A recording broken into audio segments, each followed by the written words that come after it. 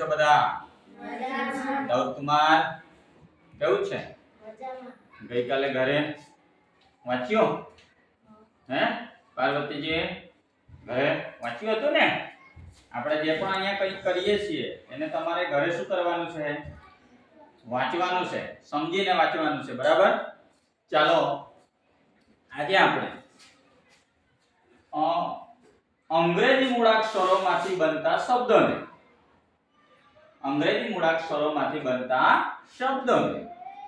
અંગ્રેજી મૂળાક્ષરોના ક્રમ પ્રમાણે ગોઠવવાનું છે. એના વિશે આપણે આજે અભ્યાસ કરવાનો છે. આમ તો બાળકો જે અંગ્રેજી મૂળાક્ષરોમાંથી જે શબ્દો બને છે એ શબ્દને તમે એકદમ સરળતાથી તમે ગોઠવી શકો, પરંતુ એમ કહેવાય છે ને કે અતિ સર્વત્ર વર્જેત, એટલે કે અતિ સંહિતાનો ત્યાગ કરવો જોઈએ. વધારે પડતો આપણને આ તો એકદમ સરળ છે, આ તો એકદમ ઈઝી છે, હું તો મને તો એ આવડી જ જશે, આવડે જ છે, અને ક્યારેક આપણે શું કરીએ, આવડે છે છતાં પણ આપણે ભૂલ કરીને આપણો પ્રશ્નનો જવાબ શું કરી દઈએ છીએ? ખોટો કરી દઈએ છીએ. એટલા માટે આપણે કોઈ પણ વસ્તુને વ્યવસ્થિત સમજવાનું છે. એની સમજ મેળવીને જ્યારે પણ આપણી પાસે પ્રશ્નપત્ર હોય ત્યારે એ પ્રશ્નપત્રમાં આપણે જે રીત, જે ટ્રીક શીખી ગયા છે એનો ઉપયોગ કરીને જ આપણે પ્રશ્નના જવાબ આપવાનું છે. અને એ પણ કેવી, આપણે જે પણ જોઈ ગયા છે એ શોર્ટકટ ટ્રીક છે. કેવી ટ્રીક છે? શોર્ટકટ. બરાબર? તો અંગ્રેજી મૂળાક્ષરોમાંથી બનતા શબ્દોને અંગ્રેજી મૂળાક્ષરોના ક્રમમાં ગોઠવો. એના વિશે આજે આપણે ભણવાનું છે. સૌપ્રથમ હું તમને એક પ્રશ્ન પૂછું છું કે અંગ્રેજી મૂળાક્ષરોમાં સૌથી પહેલો મૂળાક્ષર કયો આવે છે? કયો આવે? હા, દીક્ષાબેન કયો આવે છે? બરાબર. તો અંગ્રેજી મૂળાક્ષરોમાં સૌથી છેલ્લો મૂળાક્ષર કયો આવે? હા, આરતીબેન કયો આવે છે? જે. તમને એબીસીડી તો આવડે છે, આવડે ને એબીસીડી? બરાબર. હવે અહીંયા એક વાત કરીએ કે અંગ્રેજી મૂળાક્ષરોમાં ઝેડ પછી કયો મૂળાક્ષર આવે છે?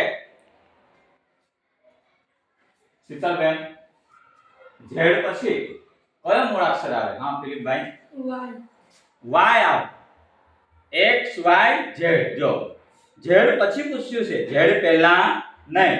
વાય તો ઝેડ પહેલા આવે છે, પહેલા આવે ને, તો ઝેડ પછી કયો? એબીસીડી ને કેટલા મૂળાક્ષર છે? હે? 26. તો ઝેડ પછી આવે કે નહીં આવે? પણ આપણે લાવવાનું છે. હવે જોજો, હું તમને અહીંયા એક સિમ્પલ ઉદાહરણ બતાવું છું કે 7 વારના નામ. 7 વારના નામ: સોમવાર, મંગળવાર, બુધવાર, ગુરુવાર, શુક્રવાર, શનિવાર, રવિવાર. તો રવિવાર પછી કયો વાર આવે? આપણે જોઈ ગયા 7 વારના નામ જોઈ ગયા ને, તો કે સોમવાર, મંગળવાર, બુધવાર, ગુરુવાર, શુક્રવાર, શનિવાર અને રવિવાર. 7 વાર થઈ ગયા. તો ચાલો હું તમને પૂછું, રવિવાર પછી કયો વાર આવે? સોમવાર. આવે કે નહીં? આપણે તો બોલી ગયા ક્યાંથી? સોમવાર થી રવિવાર સુધી. પણ પાછો પ્રશ્ન પૂછવાનો કે રવિવાર પછી કયો વાર આવે? સોમવાર. બરાબર ને? તો ઝેડ પછી કયો આવે? કયો આવે? આઈડિયા આવી ગઈ? ખ્યાલ આવ્યો ને? હા. હવે જોજો પાછો.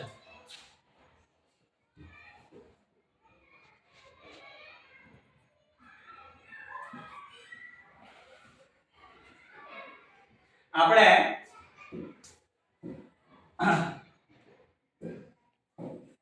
સૌપ્રથમ અહીંયા આપણે આજે આ અંગ્રેજી મૂળાક્ષરોના શબ્દો પરથી અંગ્રેજી મૂળાક્ષરના ક્રમ પ્રમાણે ગોઠવવાના શબ્દોને તે શીખવાનું છે. પણ અહીંયા આપણે ડીકોડિંગ એક આવે છે કે આપણે એના નેક્સ્ટ ટાસ્ક, એટલે કે જ્યારે આપણને આપણો આયોજન મુજબ જે રીતે આપણે એનો તાસ લઈશું પણ અહીંયા આપણે એક એવી યાદ રાખવાનું છે કે જોજો પહેલા નોંધ કરી લેજો હા નોંધ કરી લો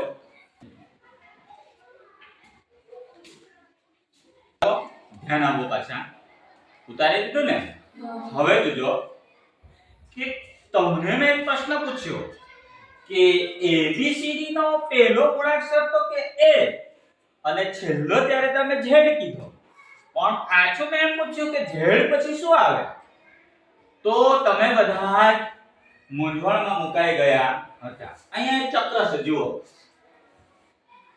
અહીંયા એક ચક્ર છે જો A B C D E F G H I J K L M N O P Q R S T U V W X Y Z અહીંયા સુધી ABCD પૂરી ના થાય છે ને પણ Z પછી શું આવે છે પાછા એ પહેલા શું આવે છે ઘડિયાળની દિશામાં આવીએ છીએ ત્યારે ક્રમશઃ ABCD આવે છે અને ઘડિયાળના કાંટાની વિરુદ્ધ દિશામાં આવીએ છીએ તો પણ આવે જ છે ને બરાબર જો અહીંયા અંગ્રેજી મૂળાક્ષરોને ક્રમ પ્રમાણે ગોઠવો એમાં એને આમ વિરુદ્ધ દિશાની જરૂર પડવાની નથી અહીંયા ક્રમશઃ આવશે પરંતુ જ્યારે આપણે હવે પછી ક્યારે પણ ડીકોડિંગ નો ક્લાસ લઈશું તેમાં એનો આપણને ઉપયોગ થશે એટલે તમને હું અહીંયા એડવાન્સમાં જ બતાવી દઉં છું જેથી કરીને તમે ઘરે જશો એટલે આનો અભ્યાસ કરી મૂકશો બરાબર ખ્યાલ આવી ગયો કે આમ ત્યારે ક્રમશઃ આમ આવે છે પરંતુ Z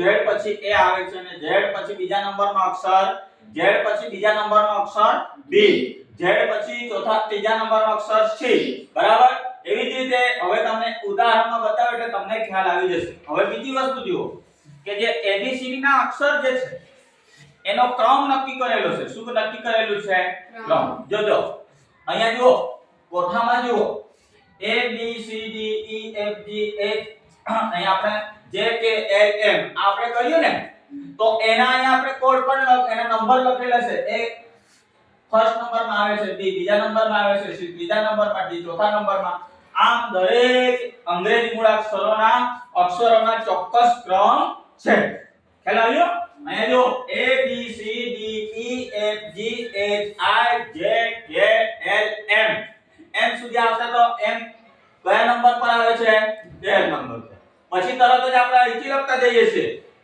N O P Q R S T U V W X Y Z એટલે Z છેલ્લે 26 નંબરમાં આવે છે બરાબર હવે અહીંયા આપણે એક સૂત્ર હું તમને લખાવું છું એક સૂત્ર લખી લો શું લખી લો સૂત્ર એટલે આ કઈ કાયદેસરનું સૂત્ર નથી હા પણ આપણે ABCD ના જે અમુક મૂળાક્ષરો છે સાંભળો બાળકો ABCD ના જે અમુક મૂળાક્ષરો છે કે આ મૂળાક્ષર ચોક્કસ આના પર જ આવે છે તો એના પછીનું પૂછાય તો આપણને તરત આપણા મગજમાં આઈડિયા આવી જશે કે આના પછીનું આ નંબર આવશે બરાબર તો આ એક સૂત્ર છે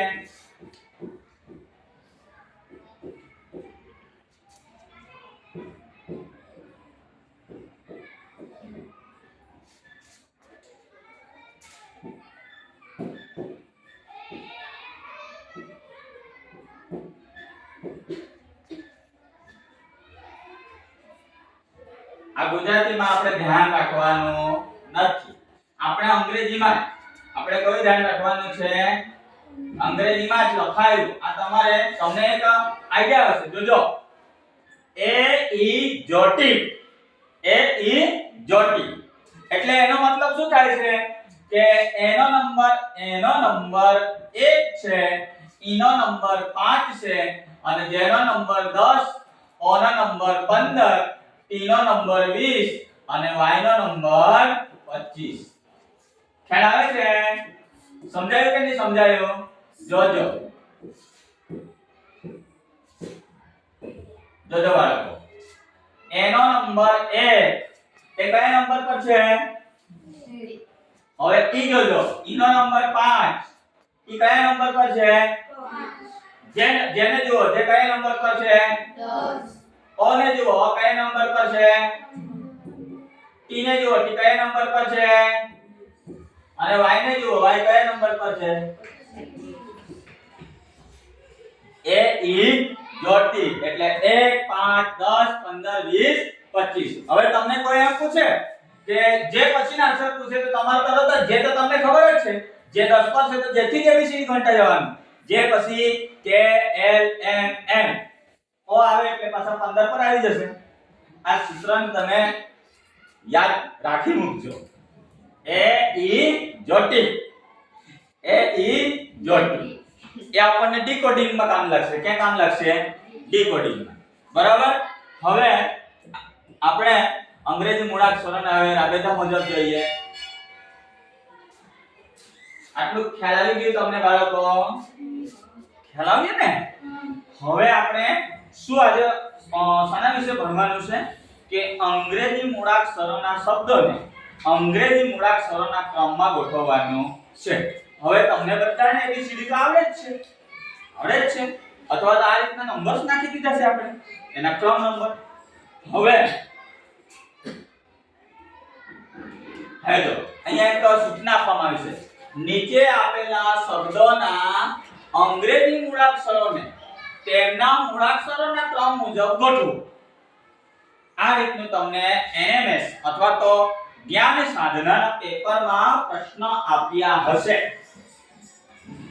ખ્યાલ આવ્યો તો અહીંયા જુઓ પહેલો કે અહીંયા શું કહે છે આ જે શબ્દો છે તે અંગ્રેજી મૂળાક્ષરોના ક્રમમાં ગોઠવો ત્યારે આપણે સૌપ્રથમ શું કરવાનું છે આ શબ્દ જો P A R E N T બરાબર હવે આ શબ્દને આપણે ABCD ના ક્રમમાં ગોઠવવાનો છે શાના ક્રમમાં ABCD અહીં આપણી પાસે ઓપ્શન પણ આપી દીધા છે ઓપ્શન્સ આપણી પાસે આપ્યા છે એટલે આપણે તરત અહીંયા વાંચીને આમ કરીએ ને તો ભૂલ થવાની અથવા તો આપણો જવાબ ખોટો પડવાની શક્યતાઓ અથવા સંભાવનાઓ રહેલી છે એટલે આપણે બિલકુલ કોઈ પણ વસ્તુને હળવાશથી લેવું નહીં આપણે વિચારીને હંમેશા સાચો જવાબ આવે એવા પ્રયત્નો કરવાના છે જોજો પહેલા જો બાળકો અહીંયા આ રીતનું હોય તો તમે ABCD ના નંબર આગળમાં લખાવે ને